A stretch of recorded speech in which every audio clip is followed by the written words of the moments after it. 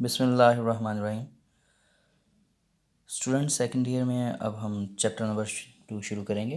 23rd lecture आसान chapter है, basic है, अपने फंडामेंटली इन्हें देखना है। The chapter number 2 named as s block elements. कभी आपको जब ट्रांजिशन का चैप्टर पढ़ाया तो मैं ब्लॉक्स समझा चुका हूँ। What R S block, P block, D block and F block. S block जितने भी एलिमेंट हैं वो दो ग्रुप से ताल्लुक़ रखते हैं, first A and second A. First A hydrogen, lithium, sodium, potassium, rubidium, caesium, francium. ये देखिए, hydrogen, lithium, sodium, potassium, rubidium, caesium and francium. इसके साथ ही second A beryllium, magnesium, calcium, strontium, barium and radium. 9th class से पढ़ते आ रहे हैं। इन्हें अल्कली मेटल्स कहते हैं और इन्हें अल्कलाइन अर्थ मेटल्स कहते हैं। इसकी इलेक्ट्रॉनिक कॉन्फ़िगरेशन है NS1, इसकी इलेक्ट्रॉनिक कॉन्फ़िगरेशन है NS2। इसके बैरूनी इलेक्ट्रॉन NS1 है, इसके बैरूनी इलेक्ट्रॉन NS2 हैं, या वैलेंस इलेक्ट्रॉन जिन्हें आप कहते हैं। जब आप ग्रुप में मूव करते हैं, always remember the electronic configuration remains same but every consecutive element having the one shell increased in number. Hydrogen से लिथियम तक आए, इलेक्ट्रॉनिक कॉन्फ़िगरेशन सेम रहनी है। हाइड्रोजन की 1s1 है तो इसकी 2s1 हो जाएगी। 2s1 का मतलब दूसरा शेल इन्वॉल्व हो जाएगा। सोडियम में तीसरा शेल 3s1, पोटाशियम में 4s1, 5s1, 6s1, 7s1। कि जब आप किसी ग्रुप में मूव करते हैं तो ग्रुप में मूव करते हुए एक एक शेल का इजाफा होता चला जाता है, but the valence electronic configuration always remains same. Same like that beryllium, magnesium, calcium, strontium, barium और रेडियम। इलेक्ट्रॉनिक कॉन्फ़िगरेशन सेम रहनी है, the valence electronic configuration NS2। लेकिन बेरिलियम से मैग्नीशियम तक जाओगे एक शेल का इजाफा, मैग्नीशियम से कैल्शियम तक जाओगे एक शेल का इजाफा, एक शेल का इजाफा, एक शेल का इजाफा, एक शेल का इजाफा, घुसो। एनी हाउ, इंट्रोडक्शन की तरफ आते हैं। S block elements with a configuration of NS1 alkali metals and NS2 are alkaline earth metal. इनका नाम क्यों पड़ा अल्कली और अल्कलाइन अर्थ मेटल, वो हमने टॉपिक में स्टडी कर लेना है। First A alkali metals. अब वर्ड अल्कली कहाँ से आया? अरेबिक वर्ड है अल्कली, जिसका मतलब है एशेस, राख। जब प्लांट की राख ली गई लकड़ी जलाने के बाद या पत्ते जलाने के बाद या पौधों के बकिया जात जलाने के बाद जब उनका एनालिसिस किया गया तो उनमें दो मेटल्स काफ़ी मिकदार में पाई गई, sodium metal and potassium metal. अब सोडियम मेटल और पोटाशियम मेटल किस ग्रुप का हिस्सा हैं? फर्स्ट ए का। देखें, sodium metal and potassium metal ये किस ग्रुप का हिस्सा है? फर्स्ट ए का। इसीलिए इस पूरे ग्रुप का नाम क्या पड़ गया? Alkali metals. क्यों पड़ा? क्योंकि सोडियम और जो पोटाशियम थी ये कहाँ से मिल रही थी? एशेस से। एशेस किसकी? एशेस से, प्लांट की एशेस से। उनमें दो ज़्यादा मेटल्स थे, सोडियम और पोटाशियम, जिसकी वजह से पूरे ग्रुप का नाम क्या पड़ गया? Alkali metals. अब अगर अल्कली मेटल को देखा जाए तो पीरियोडिक टेबल में सबसे ज़्यादा जो रिएक्टिव हैं वो अल्कली मेटल्स हैं, क्योंकि इलेक्ट्रॉनिक कॉन्फ़िगरेशन बहुत सादा है, NS1 कॉन्फ़िगरेशन। दूसरी प्रॉपर्टी, इनका नाम अल्कली क्यों पड़ा? मेटल्स तो मैंने मान लिया, अब अल्कली केमिस्ट्री में एक और नाम रखती है। अल्कली का मतलब होता है the solution of a base in water. पानी के अंदर किसी बेस का सोल्यूशन, उसे अल्कली कहते हैं। जब इन मेटल को वाटर के अंदर डिसॉल्व किया या वाटर के साथ जब सोडियम का रिएक्शन करवाया, विग्रस रिएक्शन होता है, बड़ा जल्दी रिएक्शन होता है, और बल्कि सडनली जब ये केमिकल रिएक्शन होता है तो इसको आग लग जाती है, बीकर को आग लग जाती है। क्यों? क्योंकि hydrogen gas highly highly highly ये क्या होती है? ये रिएक्शन एक्सोथर्मिक है और हाइड्रोजन गैस बजाते खुद जल सकती है। ठीक है, तो एनी हो, सोडियम मेटल वाटर के साथ जब रिएक्ट किया तो उसने क्या बनाई? बेस। बेस वाटर के अंदर क्या कहलाती है? अल्कली कहलाती है। ठीक हो गया? तो इसका मतलब जब अल्कली मेटल्स जितनी भी हैं वो पानी के साथ रिएक्ट करती हैं तो क्या बनवाती हैं? बेस बनवाती हैं। और बेस का पानी के अंदर सोल्यूशन क्या कहलाता है? Alkali. Now next to the second A element, second A group elements which are known as alkaline earth metals. Why they are so called like the alkaline earth metal? नाम तो समझ आ गया, अल्कलाइन है। कि इनका जब आप पानी के साथ रिएक्शन करवाओगे या पानी के अंदर सोल्यूशन बनाओगे तो क्या मिलेगा, बेस मिलेगा। अब अर्थ मेटल साथ क्यों पड़ा, पहले इनकी कॉन्फ़िगरेशन को डिस्कस करते हैं, फिर बताता हूँ इनका नाम ऐसा क्यों पड़ा।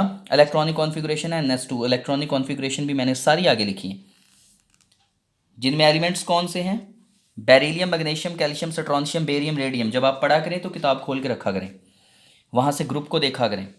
Alkaline earth metals with the electronic configuration of NS2, and the first element of the alkaline earth metal is a beryllium, magnesium, calcium, strontium, then goes on barium, and last element of the second A group is a radium।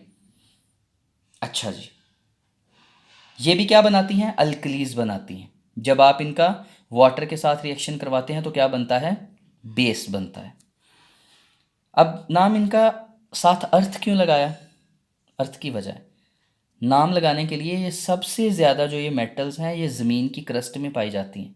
किस हालत में, carbonates, bicarbonates, silicates, magnesium silicate, calcium silicate, strontium silicate, beryllium silicates. Carbonates आपको पता है CO3 की हालत में, और सिलिकेट्स क्या होते हैं, SiO3। कि जो मैग्नीशियम है, कैल्शियम है, स्ट्रोंशियम है, बेरियम है, ये अलग अलग तो नहीं पाए जाते, ये ज़मीन की क्रस्ट में ज़्यादातर अवेलेबल होते हैं सिलिकेट्स की हालत में या कार्बोनेट्स की हालत में। For example Mg3SiO3/2 magnesium silicate. आगे हमने पढ़ने हैं सारे सिलिकेट्स, मैग्नीशियम के सिलिकेट्स, कैल्शियम के सिलिकेट्स, बाकी सारे सिलिकेट्स। तो लिहाजा ये ज़मीन की क्रस्ट में पाए गए। ज़मीन की क्रस्ट में पाए जाने के साथ इनका नाम पड़ा अर्थ मेटल, और इनकी नेचर कैसी है, अल्कलाइन है, ये बेस बनाती हैं, तो लिहाजा इनका टोटल नाम पड़ गया अल्कलाइन अर्थ मेटल्स। चलिए स्टूडेंट्स, आगे हमने अल्कली मेटल्स और अल्कलाइन अर्थ मेटल की इलेक्ट्रॉनिक कॉन्फ़िगरेशन लिखी है। मैंने आसान करके लिख दिया, आपने यही वाली अटैम्प्ट करनी है। Lithium, sodium, potassium, rubidium, caesium, francium तक लिथियम के पास एटॉमिक नंबर 3 है। एटॉमिक नंबर 3 का मतलब हीलियम के साथ आप इसे रिलेट कर सकते हैं। हीलियम का एटॉमिक नंबर 2। ये मैं क्यों लिख रहा हूँ, ये इसलिए नोबल कॉन्फ़िगरेशन लिखता हूँ क्योंकि यहाँ तक जो कॉन्फ़िगरेशन है वो कांस्टेंट है। ये वो कॉन्फ़िगरेशन है जिसे पीरियोडिक टेबल में कहा जाता है मोस्ट सेटिस्फैक्ट्री कॉन्फ़िगरेशन। कभी आपने फर्स्ट ईयर में पढ़ा था, why the elements form the bond to get the noble gas configuration, nearest possible noble gas configuration. तो जब किसी आप एलिमेंट की इलेक्ट्रॉनिक कॉन्फ़िगरेशन को रिलेट करें और वो कॉन्फ़िगरेशन ज़्यादा लंबी हो तो उसकी इब्तदाई कॉन्फ़िगरेशन को किसी एलिमेंट के साथ रिलेट किया जाता है जो नोबल गैस का हिस्सा हो। फॉर एग्जाम्पल लिथियम के पास 3 इलेक्ट्रॉन, तो आप इसे कैसे लिख सकते हैं, हीलियम 2s1। हीलियम के पास 2 इलेक्ट्रॉन, फिर 2s1। सोडियम के पास 11 इलेक्ट्रॉन है। 10 इलेक्ट्रॉन किसकी तरह के हैं, कॉन्फ़िगरेशन उनकी नियॉन जैसी, आगे 3s1। पोटाशियम के पास 19 इलेक्ट्रॉन है। बजाय कि आप सारा लिखो 1s2, 2s2, 2p6, 3s2, 3p6, 4s, तो ऐसे नहीं करना। 18 इलेक्ट्रॉन, उनकी जगह आप क्या लिख दो, आर्गॉन, साथ 4s1, 19 पूरे हो गए। Rubidium atomic number 37। अब क्रिप्टॉन ऐसा है जिसके पास इलेक्ट्रॉनिक कॉन्फ़िगरेशन में 36 इलेक्ट्रॉन और सारे के सारे अपने ऑक्टेट को पूरा करते हुए। 36 इलेक्ट्रॉन की जगह क्रिप्टॉन, साथ 5s1। देन 55 जीनॉन 54 के साथ 6s1 goes on, 2s1, 3s1, 4s1, 5s1, 6s1, 7s1। देखें ज़रा, वैलेंस इलेक्ट्रॉनिक कॉन्फ़िगरेशन सेम है, सिर्फ हुआ क्या, हीलियम से नियॉन तक एक शेल का इजाफा होता है, नियॉन से ऑर्गन, ऑर्गन से क्रिप्टॉन, क्रिप्टॉन से जीनॉन, जीनॉन से रेडॉन। तो ये जो शेल्स का इजाफा है इनको बाकायदा आप नोबल गैसेस के साथ रिलेट करके बता सकते हैं। इलेक्ट्रॉनिक कॉन्फ़िगरेशन NS1, इसी को कहा जाता है NS1 कि हर एलिमेंट नीचे वाले के साथ एक शेल का डिफरेंस रखता है। Now going to the alkaline earth metal, वो भी आसान है। इलेक्ट्रॉनिक कॉन्फ़िगरेशन इज NS2, सारी वही बात जो भी मैंने आपको बताई। बेरिलियम है, इलेक्ट्रॉन है 4, 2 कैसे हैं, हीलियम जैसे, आगे 2s2, 4 पूरे हो गए। Magnesium atomic number 12, 10 electron neon जैसे, साथ आगे 2 इलेक्ट्रॉन s2 में आ गए। कैल्शियम के पास इलेक्ट्रॉनिक कॉन्फ़िगरेशन 4s2 बन जाए। स्ट्रोंशियम के पास 5s2, बेरियम के पास 6s2, रेडियम के पास 7s2। This electronic configuration is NS2 electronic configuration.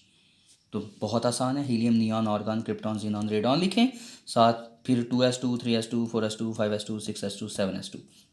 S2 configuration is for alkaline earth metals. If there is a NS1, it is alkali metals. It is the secondary elements, and last that we have discussed are alkali metals with electronic configuration NS1, and it is electronic configuration of NS2. चलिए इनकी occurrence पढ़ते हैं, important है, सारा theoretical है लेकिन फिर भी आपको पढ़ाने लगा हूँ. जब आप देखते हैं कि अल्कली मेटल्स की ऑकरेंस, ये पाई कहाँ कहाँ जाती हैं, हाईली रिएक्टिव हैं, NS1 कॉन्फ़िगरेशन के साथ हैं, बड़ी जल्दी रिएक्ट कर जाती हैं, तो ये पाई जाती हैं कंबाइंड फॉर्म में, मतलब किसी नॉन मेटल के साथ, किसी दूसरी मेटल के साथ, तो ये कंबाइंड हालत में मिलती हैं, अलग नहीं मिलती. सोडियम और पोटाशियम मोस्ट अबंडेंट है अल्कली मेटल्स में. दो जो सोडियम और पोटाशियम है ये क्या है, मोस्ट अबंडेंट है, और ये ज़मीन की क्रस्ट का तकरीबन 2.4% बनाते हैं. 2.4% of earth crust is formed by different compounds of sodium and potassium. मैंने कंपाउंड्स कहा है, अलग से नहीं पाए जाते, ये किसी हालत में पाए जाते हैं. किस हालत में, एल्यूमिनोसिलिकेट्स की हालत में. अब एल्यूमिनोसिलिकेट क्या है ये देखें, what are aluminosilicate. Lithium for example, ये लिथियम भी इधर देखें, ये लिथियम आपके पास जो है ये अल्कली मेटल है, ठीक है. लिथियम किस हालत में पाया गया, फ्री फॉर्म में नहीं पाया गया. लिथियम एल्यूमिनोसिलिकेट, ये इतना एल्यूमिनोसिलिकेट है, AlSiO3/2 सिलिकेट है, और ये लिथियम है. तो हाईली रिएक्टिव होने की वजह से ये लग नहीं पाया जाता, किसी न किसी मिनरल की हालत में पाया जाता है. तो ये कैसा पाया जाएगा, लिथियम एल्यूमिनोसिलिकेट. इसी तरह sodium aluminosilicate, potassium aluminosilicates, goes on. Rubidium and caesium found in potassium salt deposits. Rubidium और सीजियम जो है ये हाईली इलेक्ट्रोनेगेटिव है. एक और बहुत अहम बात जो अभी सीख लें आप, जब आप डाउन द ग्रुप मूव करते हैं, lithium, sodium, potassium, rubidium, caesium, francium, तो साइज बढ़ने की वजह से इलेक्ट्रॉन को लूज़ करना आसान हो जाता है और मेटेलिक करैक्टर बढ़ जाता है. फ्रांशियम तक आते आते इलेक्ट्रॉन को लूज़ करना इतना आसान हो जाता है कि फ्रांशियम ऑटोमेटिकली अपने मॉलिक्यूल, अपने एटम में से इलेक्ट्रॉन को रिलीज़ करके किसी नई स्पीशी में बदलता रहता है. ये रेडियो एक्टिव है, ठीक है. रुबिडियम और सीजियम तक हम रहते हैं क्योंकि आगे ये फिर जो फ्रांशियम है इसके लिए इन्फॉर्मेशन हमारे पास बहुत कम है, लिटिल इन्फॉर्मेशन है, और ये रेडियो एक्टिव है, ये कभी अपनी असली हालत में नहीं पाया जाता, highly highly highly reactive. Rubidium and caesium found in potassium salt deposits, जहाँ पे पोटाशियम साल्ट के ज़खायर हैं ये उनके साथ ही मिलते हैं, पोटाशियम साल्ट के अंदर ही इनकी कॉन्सेंट्रेशन अवेलेबल होती है. Now francium is not found in nature freely, ये आमतौर पर लेबॉर्ट्री के अंदर किसी केमिकल रिएक्शन में ही हमें मिलता है. हाईली अनस्टेबल है, हमारे पास इसका बहुत ही लिटिल नॉलेज है, और फ्रांशियम है भी क्या, रेडियो एक्टिव है. आगे most important common minerals of alkali metals, के ये किस किस मिनरल की हालत में मिलती हैं, कंबाइंड फॉर्म में मिलती हैं. ज़मीन में से हमें निकलती तो हैं, मिलती तो हैं, लेकिन कंबाइंड हालत में, मिनरल की हालत में, मादनियात की हालत में मिलती. बहुत इंपॉर्टेंट है, इनके नाम याद रखने हैं. बाकी भी जो आपको मिल जाए, आपको टेबल आपको अवेलेबल है बुक में, उधर से आप देख लें. पहला जो है ये हमारे पास लिथियम का मिनरल है, स्पोडामीन. स्पोडामीन with the name of LiAlSiO3/2, it is the lithium aluminosilicate. lithium aluminosilicate इसे पढ़ना है, और इसका खास नाम, common name, spodumene. Now the sodium compound, sodium अलग नहीं पाया गया, किसी हालत में पाया गया. It is called halite, it is also called as rock salt, it is also called as common salt, it is also called as table salt, NaCl. लेकिन इसका नाम आपने याद रखना, हेलाइट. आगे सोडियम की दूसरी मिनरल चायल साल्टाइड, NaNO3, ये सोडियम का दूसरा मिनरल. आगे नेट्रॉन, सोडियम का तीसरा mineral, Na2CO3 H2O, hydrated sodium carbonate. Hydrated sodium carbonate is called Natron. तो सोडियम अलग नहीं पाई जा रही, देखें किसी ना किसी चीज़ के साथ मिल रही है. टोरोना, Na2CO3, टोरोना, NaHSO3, हाइड्रेटेड, जब वाटर का मॉलिक्यूल आ जाए तो क्या कहना है, हाइड्रेटेड कंपाउंड। तो ये हाइड्रेटेड कंपाउंड है सोडियम कार्बोनेट का और सोडियम बाइसल्फेट का, तो ये क्या कहलाएगा, hydrated sodium carbonate sodium bisulphate compound. Common name क्या है, trona. Next borax, Na2B4O7 10H2, it is hydrated compound of sodium. ठीक हो गया। आगे पोटाशियम के जो हमारे पास मिनरल्स हैं, कार्नलाइट, फार्मूले की तरफ आए, KCl, MgCl2, hydrated 6 water molecule, ये वाटर ऑफ हाइड्रेशन आपने याद रखते हैं। तो ये हमारे पास आ गया कार्नलाइट, ये भी पोटाशियम भी अलग नहीं पाई गई, हाईली रिएक्टिव होने की वजह से किसी ना किसी मिनरल की हालत में, नमकियात की हालत में ये मिलती है। सेल्वाइट, KCl, पोटाशियम क्लोराइड का नाम। एल्यूनाइट, it is also called as alumstone with a formula of K2SO4, Al2SO4 by 3, AlOH by 3, aluminium hydroxide, aluminium sulphate, साथ में पोटाशियम सल्फेट। पोटाशियम अलग नहीं पाई गई, देखें पोटाशियम मिनरल के साथ पाई जाती है, किसी ना किसी मिनरल के साथ, फिर इसको अलग से अलग करवा लिया जाता है डिफरेंट टेक्निक्स इस्तेमाल करते हुए। Now the next is occurrence of alkaline earth metals. तो आपको पता है beryllium, magnesium, calcium, strontium, barium and radium are called alkaline earth metal. अभी इंट्रोडक्शन में बताया। मैग्नीशियम और कैल्शियम जो है ना, ये मोस्ट अबंडेंट है अर्थ की क्रस्ट में, और ये समझा जाता है कि जो आउटर पोर्शन ऑफ अर्थ है, आउटर पोर्शन ज़मीन के बाहर वाला जो हिस्सा है, जो ज़मीन के बाहर की खाल है, ये सारी की सारी बनी है सिलिकेट से और एल्यूमिनो सिलिकेट से। अभी पीछे बता के हटाऊँ कि सिलिकेट्स क्या होते हैं, SiO3। एल्यूमिनो सिलिकेट क्या है, एल्यूमिनियम और सिलिकेट्स। कि ज़मीन की जो क्रस्ट है, ज़मीन का जो आउटर पोर्शन है, वो किससे बना है, एल्यूमिनो सिलिकेट्स या सिलिकेट्स किसके, मैग्नीशियम और कैल्शियम के। इनके नाम आगे आ जाएंगे। मैग्नीशियम और कैल्शियम जो है ये अलग से नहीं पाई जाती, जहाँ पे सोडियम और पोटाशियम पाए जाते हैं रॉक्स में, चट्टानों में, वहीं पे ये आपको मिलते हैं मैग्नीशियम और कैल्शियम किस फॉर्म में, यूजुअली केटाइंस की हालत में मिलते हैं। क्योंकि सोडियम और पोटाशियम मोस्ट रिएक्टिव होने की वजह से ये किसी ना किसी मिनरल की हालत में मिलेंगे। उनके साथ ही अभी हम पीछे पढ़ के आए हैं कि वहाँ जहाँ सोडियम और पोटाशियम मिलते हैं तो बहुत सारे मिनरल्स में वहाँ मैग्नीशियम और कैल्शियम भी उसी मिनरल के कंपोनेंट का या उसके केमिकल कंपोनेंट का हिस्सा है। Magnesium halides halogens, fluoro chloro bromo and iodo. Magnesium chloride, magnesium fluoride, magnesium bromide, magnesium iodide are called magnesium halides. कुछ मैंने एग्जांपल आपको दो लिख दी है, मैग्नीशियम क्लोराइड और magnesium bromide. These are present in the sea water, समंदरों के पानी में पाई जाती हैं। ये नमकियात हैं और ये क्या पैदा करती हैं, नमक के पानी को नमकीन बनाती हैं। Magnesium is the most constituent part of the chlorophyll, आपने पढ़ा हुआ है। कैल्शियम को अगर आप डिस्कस करें तो कैल्शियम जो है ये स्केलेटल मटेरियल, बोन में पाया जाता है। हड्डियाँ सारी इससे बनती हैं, दांत इससे बनते हैं, हमारे जो जॉइंट्स हैं वो सारे इससे बनते हैं। इसके साथ जो सी शेल्स हैं, समुद्री जो जानवर उनके शेल्स इससे बनते हैं। एग शेल्स कैल्शियम से बनते हैं। रेडियम जो है ये रेडियो एक्टिव है और बहुत रेयर पाया जाता है नेचर में।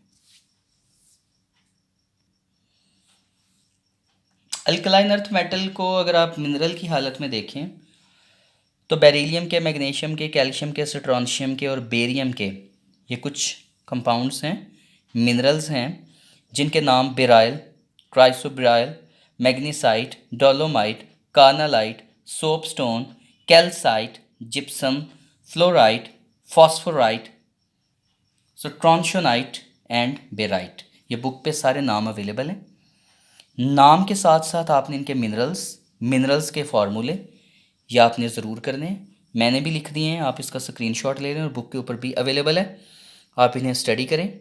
नाम याद रखने हैं, जिनके साथ इंपॉर्टेंट लिखा है ये बार बार पेपर में आते हैं। ये देखें IMP ये इंपॉर्टेंट मैंने लिखा हुआ है, ये सारे पेपर में बार बार रिपीट होते हैं।